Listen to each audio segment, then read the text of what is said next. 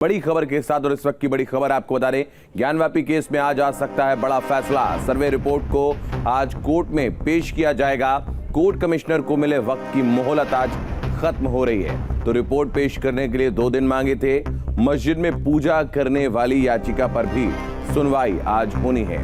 तो इस वक्त की बड़ी खबर आपको बता दें, बड़ी खबर सामने आ रही है। ज्ञानवापी केस में आज फैसला आ सकता है और सर्वे रिपोर्ट को आज कोर्ट में पेश किया जाएगा। कोर्ट कमिश्नर को जो वक्त की मोहलत मिली थी वो भी आज खत्म होगी। 2 दिन एक्स्ट्रा दिए गए थे, तो रिपोर्ट पेश करने के लिए 2 दिन अतिरिक्त मांगे गए थे। पहले 17 तारीख निर्धारित की गई थी, इसके बाद 2 दिन और भी मांगे गए थे और मस्जिद में पूजा करने वाली याचिका पर भी आज सुनवाई होनी है। तो ज्ञानवापी के सर्वे पर रोक वाली याचिका पर आज सुनवाई दोपहर करीब 12:30 बजे हो सकती है सुनवाई। कल वकीलों की हड़ताल के चलते नहीं हो सकी सुनवाई। इस वक्त की बड़ी खबर आपको बता रहे, आज ज्ञानवापी के सर्वे पर रोक वाली याचिका पर सुनवाई होनी है। दोपहर 12:30 पर यह सुनवाई हो सकती है। कल वकीलों की हड़ताल के चलते यह सुनवाई नहीं हो सकी। इस वक्त की बड़ी खबर आपको बता दें, आज ज्ञानवापी केस में सुप्रीम कोर्ट में सुनवाई है, पर इस केस में सियासत भी लगातार जारी है। और इस सब के बीच अब ज्ञानवापी केस में किसका क्या बयान सामने आया है, ये रिपोर्ट देखिए।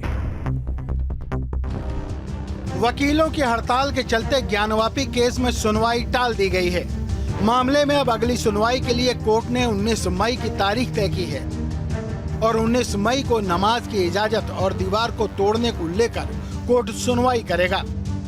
तो हम लोगों ने एहतियात के तौर पर एक दरखास्त दे दी थी एडजर्नमेंट कि आज हम इसमें तैयार नहीं हो पाए हैं और हमारे मेन अधिवक्ता जो हैं उनकी यहाँ कोई बीमार हो गया था, जो खाली भी नहीं थे, इससे तैयारी भी नहीं हो पाए थे और हड़ताल भी थी। तो कल डेट तो फर्दर कल ही के लगने थे, फिर भी एक दरखास्त दे दी गई थी, उसमें कल के लिए एक डेट लग गई। कोर्ट में चल रहे केस के बीच ज्ञानवापी मामले पर बयानों का दौर भी जारी है। अपने बयानों से अक्सर सुर्खियों में रहने वाले समाजवादी पार्टी की नेता रूबीना खानम ने ज्ञानवापी केस में भी अपनी राय रखी है, जहां उन्होंने इस बात की पैरवी की है कि ज्ञानवापी की जमीन हिंदू पक्ष को दे दी जानी चाहिए।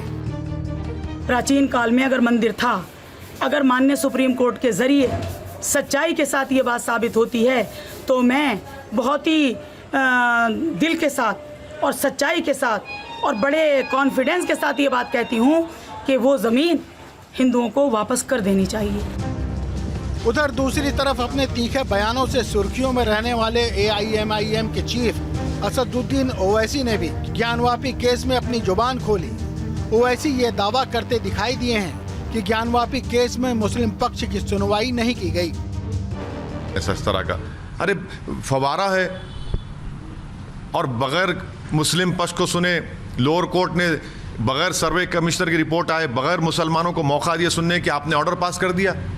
कंप्लीटली अनफेयर है ये बताता है कि किस राह पर लेकर जाना चाहते हैं उसको।